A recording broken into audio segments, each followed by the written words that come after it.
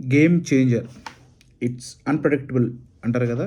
It's very very predictable. Hi guys, నా పేరు భారత్. ఏదో ఇలా నాకున్న చిన్న సినిమా పేజ్‌లో ఇలా ఒక రివ్యూ చేద్దామని డిసైడ్ అయ్యాననమాట. సో, నేను ఇవాళ సంక్రాంతికి రిలీజ్ అయిన మన గేమ్ చేంజర్ మూవీ చూశాను. First day. Game changer. It's unpredictable అంటారు కదా! It's very very predictable. జనాలు ఎంత ప్రెడిక్ట్ చేశారో శంకర్ గారు అంత డెలివరీ చేశారు. ఎక్స్‌పెక్టేషన్స్‌కి వస్తే నాకు ఎక్స్‌పెక్టేషన్స్ కొంచెం ఉన్నాయి. మరీ మిగతా జనాలు అనుకున్నంత లోగా అయితే నేను లేను. బికాజ్ నాకు టీజర్ నచ్చింది. ట్రైలర్ కూడా I thought if well executed movie will be a very good movie. Coming to the movie, నేను దేవి థియేటర్లో చూడడం జరిగింది. సుదర్శన్ దేవి పక్కన ఉంటాయి కదా. పోలీస్ ప్రొటెక్షన్ భయంకరంగా ఉంది. ఎట్లాంటి అవాంఛనీయ సంఘటనలు జరగకుండా పోలీసులు చాలా బాగా కేర్ తీసుకున్నారు. 3 లెవెల్స్ ఆఫ్ సెక్యూరిటీ దాటితే తప్ప థియేటర్లోకి వెళ్ళలేరు ఫ్యాన్స్. 3 చోట్ల టికెట్స్ చెక్ చేశారు. బయట లెఫ్ట్ తిరిగే దగ్గర ఫస్ట్ టైము, సెకండ్ టైం మధ్యలో ఒక చోట, మూడోసారి గేట్ దగ్గర టికెట్ ఉంటేనే ఈవెన్ బైక్స్ని కూడా లోపలికి అలౌ చేశారు. Felt little sad for police. Cinema theatres దగ్గర ప్రొటెక్షన్ కోసం ఇంతమంది పోలీసులను పెట్టడం, ఐ అప్రిషియేట్ పోలీసులు చాలా బాగా డ్యూటీ చేశారు.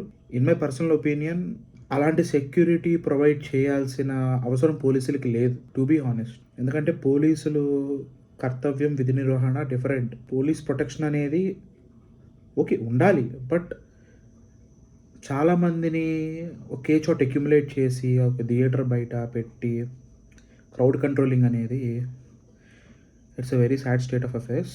The times we're living in, ఇప్పుడున్న సిచ్యువేషన్స్లో అలాగే జరుగుతుంది. ఈవెన్ థియేటర్ యాజమాన్యం కూడా చాలా నీట్గా, ఎక్కడ కాంప్లెక్సిటీస్ లేకుండా ప్రశాంతంగా లోపలికి వచ్చి పార్కింగ్ కానీ ప్రతి చోట నీట్గా సెట్ చేసుకుంటూ వెళ్ళిపోయారు. కేర్ తీసుకుంటున్నారు.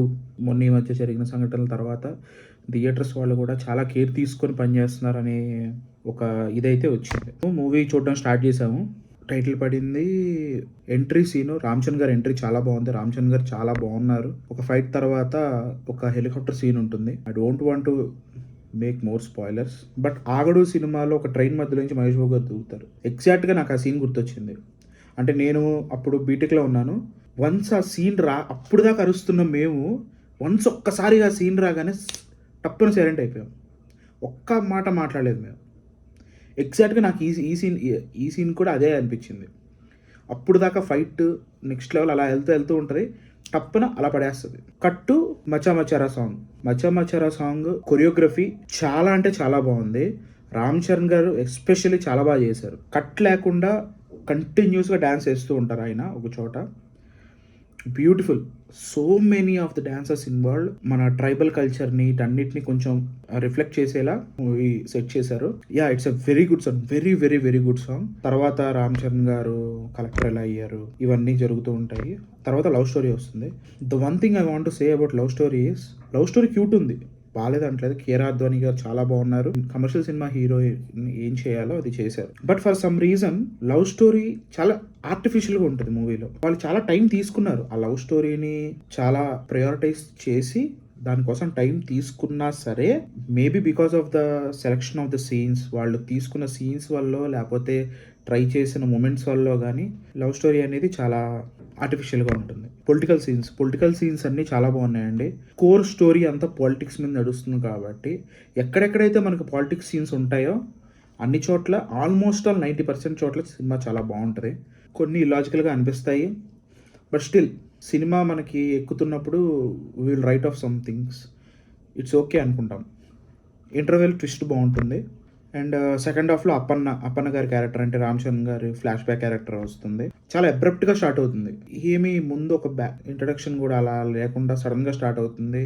ఆ క్యారెక్టర్కి వాళ్ళు జెన్యూన్గా ఆ క్యారెక్టర్కి ఒక డిసెబిలిటీ పెట్టి ఆ క్యారెక్టర్కి న్యాయం చేయాలని ట్రై చేశారు, బట్ వర్కౌట్ అవ్వలేదండి. అంటే జనాలు ఒక కమర్షియల్ ఫిలింలో హీరో దగ్గర నుంచి ఎక్స్పెక్ట్ చేసిన హైప్ ఆ క్యారెక్టర్ ఇవ్వదు. It's a very good character, but ఆ క్యారెక్టర్ ఏదైతే చేయాలో సినిమాకి, ఆ క్యారెక్టర్ ఆ సినిమాకి అది చేయదు. సినిమా సెకండ్ హాఫ్ అంతా చాలా వేగ్గా వెళ్తుంది. Very bad second half. Climax, pre climax ఏది రామ్ చరణ్ ఒక్క ఫ్రెష్ థాట్ ఏంటంటే ఎలక్షన్ కమిషనర్గా తీసుకొని అంటే ఎలక్షన్ కమిషనర్ ఎంత కంట్రోల్ చేయగలడు సిస్టమ్‌ని అనేది అట్‌లీస్ట్ డ్యూరింగ్ ఎలక్షన్ చాలా బాగా చూపించారు. ఓవరాల్ సినిమా అంతా రామ్ చరణ్ గారు చాలా సెక్షన్స్, రూల్స్ ఎక్స్‌ప్లెయిన్ చేస్తూ ఉంటారు. అనవసరం అనిపిస్తుంది మీకు చాలా చోట్ల. అండ్ యాక్టింగ్ విషయానికొస్తే శ్రీకాంత్ గారు చాలా బాగా చేశారు. ఎస్.జె. సూర్య గారు బాగా చేశారు. రాజీవ్ కనకాల గారు బాగా చేశారు. అంజలి గారు చాలా చాలా బాగా చేశారు. ఆవిడకున్న చాలా మినిమల్ రోల్‌లో కూడా అంజలి గారు చాలా బాగా యాక్టింగ్ చేశారు. అందరూ చాలా బాగా యాక్టింగ్ చేశారు. ఆల్మోస్ట్ ఆల్ ఎవ్రీవన్ వాళ్ళకి ఏవైతే రోల్స్ ఇవ్వబడ్డాయో వాళ్ళు దానికి 100% న్యాయం చేశారు. శ్రీకాంత్ గారు అందరూ ఎవ్రీవన్. రామ్ చరణ్ గారి గురించి చెప్పుకోవాలి. సినిమా ఇంత బ్యాడ్ ఉన్నా సరే the only good thing that we can take out of this movie is Ram Charan గారు యాక్టింగ్ అండి. చాలా కష్టపడ్డారు. ఆ కష్టం తెలుస్తుంది.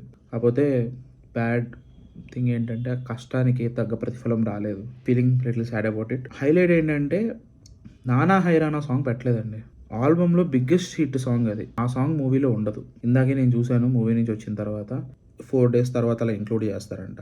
ఇంత బిగ్ మూవీకి, ఇంత బడ్జెట్ ఉన్న మూవీకి, ఇంత టైం ఉన్న మూవీకి ఒక సాంగ్‌ని ఇంక్లూడ్ చేయడానికి ఇష్యూస్ ఎందుకు వచ్చినాయో అర్థం కాలేదు. యాహ్! ట్రూలీ. మూవీ అయితే బాలేదండి. అస్సలు బాలేదు. లాస్ట్ 20 మినిట్స్ అయితే నేను థియేటర్‌లో కూర్చోలేకపోయాను. మా ఫ్రెండ్స్‌లో ఎవ్వరు నా అంత ఎక్స్‌పెక్టేషన్స్ పెట్టుకోలేదు. For some reason I believed in Ram Charan గారు అండ్ శంకర్ అండి. అండ్ దిల్ రాజు గారు ఆల్సో. దిల్ రాజు గారు ఎప్పుడు మంచి సినిమాలు తీయాలనుకునే వాళ్ళలో నేను ఒకడిని. తీస్తారనే అనుకున్నాను. కార్తీక్ సుబ్బరాజు గారికి స్టోరీ అవ్వడం వల్ల ఎక్స్‌పెక్టేషన్స్ ఉన్నాయి. స్టోరీ బావుందండి. స్టోరీ లైన్‌గా మాట్లాడుకుంటే స్టోరీ మంచి స్టోరీయే. Execution problem. సినిమాలో నాకు నచ్చనివి మెయిన్ పాయింట్స్ నాకు నచ్చినవి ఏంటంటే 1 ఎడిటింగ్, 2 సినిమాటోగ్రఫీ, స్క్రీన్ ప్లే కూడా. స్క్రీన్ ప్లే కొంచెం అటు ఇటుగా సెట్ చేసి ఉంటే సినిమా ఇంత బ్యాడ్‌గా అయితే ఉండేది కాదు. First thing. సెకండ్‌ది cinematography. Lot of moving shots, panning shots, move shots, pan shots ఇవే ఎక్కువ ఇవే ఉన్నాయి. జారీగా అనిపిస్తాయి మనకి. అంటే అన్నెసరీ అవసరం లేని చోట కూడా మనకి ఫుల్ కెమెరాని అటు తిప్పేసి ఇబ్బంది పెడతారనమాట. మనకి కళ్ళకి చాలా టైర్డ్‌గా అనిపిస్తుంది. And editing. ఏ సీన్‌కి మధ్యలో కూడా గ్యాప్ ఉండదండి. డ్రామాని పండనివ్వరు. ఏ సీన్‌లో కూడా సినిమాలో ఒక సీన్ అయిపోతే అంటే ఇప్పుడు అంజలి గారి దగ్గర ఒక సెంటిమెంట్ సీన్ ఉంది. ఆ సెంటిమెంట్ పండడానికి, ఆ సెంటిమెంట్ కనెక్ట్ అవ్వడానికి కొంచెం టైం ఇవ్వాలి. కట్.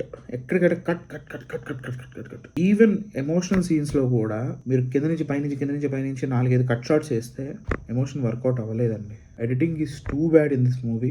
శంకర్ గారు మాత్రం seriously should rethink about his choices about making films. Choices in execution of this film. ఈ సినిమాకి 100% అందరూ అన్నీ ఇచ్చారండి. కీరా గారు చాలా అందంగా పెర్ఫామ్ చేశారు. శ్రీకాంత్ గారు బాగా యాక్టింగ్ చేశారు. ఎస్.జె. సూర్య గారు చాలా బాగా యాక్టింగ్ చేశారు. రామ్ చరణ్ గారు బాగా యాక్ట్ చేశారు. దిల్ రాజు గారు డబ్బులు పెట్టారు.